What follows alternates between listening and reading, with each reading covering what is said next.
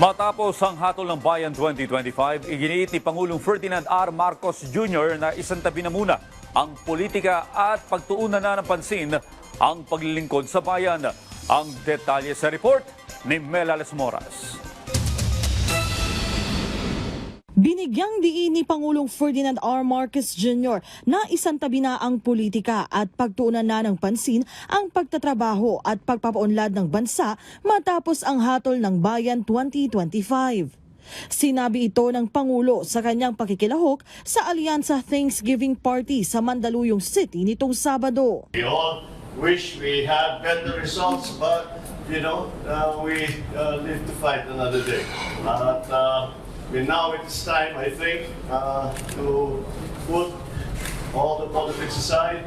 It's time to put all of the issues that were raised during election and only talk about not political issues, but developmental issues, healthcare issues, education issues, agricultural issues, food supply issues, all of these things. Kinilala rin ng Presidente ang mga pagsisikap ng mga kawani ng media nitong nagdaang eleksyon. Nanawagan siya para patuloy na maging katuwang ng gobyerno ang mga mamamahayag sa pagbabalita patungkol sa mga inisyatibo at programa ng pamahalaan. So let's keep it up. Let's keep it up.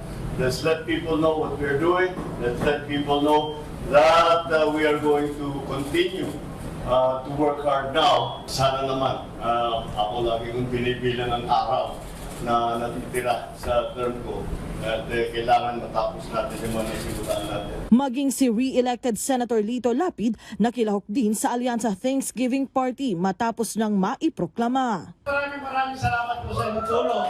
Mabuhay po kayong lahat. Melales Moras para sa Pambansang TV sa Bagong Pilipinas.